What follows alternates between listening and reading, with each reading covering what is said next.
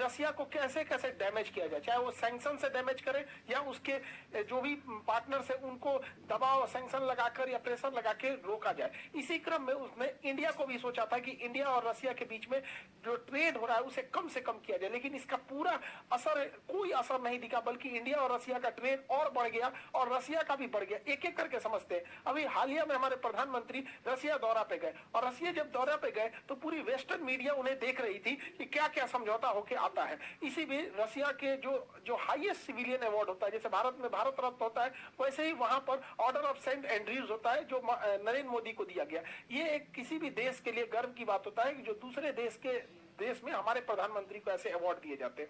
इसके बाद दोनों के बीच में कई सारे डील होते हैं, जिसमें कुछ महत्वपूर्ण डील थे, जिसमें 6 न्यूक्लियर पावर प्लांट लगाने की बात थी। न्यूक्लियर पावर प्लांट जो होता है बहुत ज्यादा मात्रा में ऊर्जा दे देता है और ये लगातार, इसे बंद करने की जरूरत नहीं होती है। राजस्थान का रावत भाटा जो था लगातार 2 साल तक चला था, उसे बंद भी करने की जरूरत नहीं थी।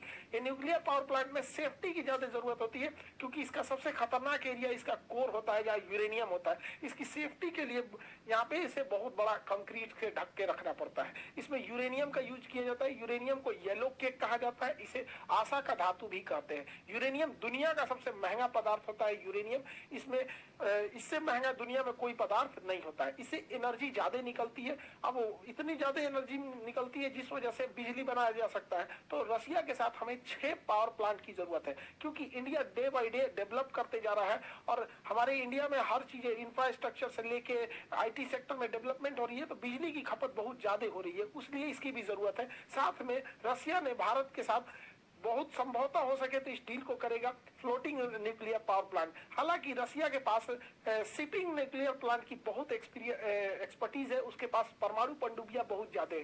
तो ऐसे ही बिजली घर को पानी वाली जहाज में ये लोग फिट कर देते हैं। जो न्यूक्लियर रिएक्टर उसे पानी वाली जहाज में फिट कर देंगे और बाकी उसमें जो भी सिस्टम है लगा देंगे और शिप ऊपर से नॉर्मल दिखेगी, अंदर से ऐसा होगा, शिप ऐसे दिखेगी, बाहर से यहाँ पे होगा। अब इस शिप को किसी भी जगह पे हम मूव करा सकते हैं। सपोज कि अगर केरल में बिजली पे अटैक हो गया और केरल की बिजली सप्लाई खत्म हो जाती है, तो इस जहाज को केरल के पास जाएंगे और जैसे ये क्रेन लगा है ऐसे ही तार लगा देंगे यहाँ पे ग्रिड, और उसे ग्रिड से जोड़ देंगे। एक बार जब कोई भी इलेक्ट्रिसिटी ग्रिड से जुड़ जाती है तो आपका मन, आप जहां मन वहां भेज दीजिए। जैसे रेलवे लाइन पूरे देश में बिछा हुआ है, वैसे बिजली लाइन पूरे देश में बिछा हुआ है, जिसे हम लोग ग्रिड बोलते हैं। ये ग्रिड से जोड़ सकते हैं, तो इसका बहुत फायदा। इसकी क्षमता 800 मेगावाट। पटना शहर की औसतन जो बिजली खपत है पूरे पटना जिला की 800 मेगावाट है औसतन। गर्मी में कभी बढ़ जाता है, ठंड में थोड़ा सा कम हो जाता है, जैसे एसी वगैरह का जरूरत होता है। तो एक शहर को ये अकेले बिजली सप्लाई कर सकता है। अब मूव करके इधर से उधर चला जाएगा। तो रसिया से इसकी भी डील लगभग तय मानी जा रही है यहाँ पर।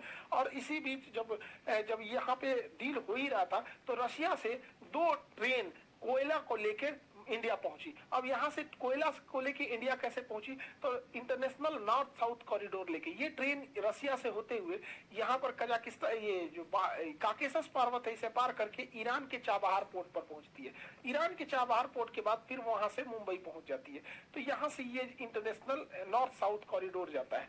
इसी में यहां पर India Middle East economic corridor भी जाता है। तो India Middle East economic corridor जो है ये भी यहीं से गुजर सकता है। तो India Middle East economic corridor Dubai, Saudi Arab ये होते हुए यहां से निकल सकता है। लेकिन इन दोनों इतने बड़े बड़े ट्रेड रूट के लिए भारत के पास मुंबई बंदरगाह उतना गहरा नहीं है। इसलिए मुंबई बंदरगाह से बहुत गहरा बनाने के लिए और वर्ल्ड लेवल का बंदरगाह एयर सीपोर्ट बनाने के लिए वहां पे मुंबई से थोड़ी दूरी पे वाधवन पोर्ट बनाया जा रहा है। वाधवन पोर्ट जो है ये टॉप दुनिया एशिया के जितने बड़े बंदरगाह उसमें टॉप 10 में ये आएगा। इतना बड़ा इसे बनाया जा रहा है। समुद्र के अंदर 6 किलोमीटर में बनाया जा रहा है ताकि गहराई वहां ज्यादा हो और बड़े से बड़े शिप को लाया जा सके यहाँ पर। तो ट्रेड इतना बेहतरीन बढ़ रहा है यहाँ पे। ये पोर्ट अगर बन जाएगा तो हम लोगों की कोलंबो पोर्ट से निर्भरता घट जाएगी, क्योंकि बहुत बड़े जहाज को हमें कोलंबो पोर्ट में भेजना पड़ता था, वहां से फिर अनलोड करके मुंबई लाना पड़ता था, क्योंकि मुंबई बंदरगाह उतना अभी गहरा नहीं है। हालांकि कांडला जो है वहां पे नवा सीवा बंदरगाह आधुनिक है, लेकिन उससे भी बेटर बनेगा ये वाधवन पोर्ट यहाँ पर। तो अभी ये कोयले से भरी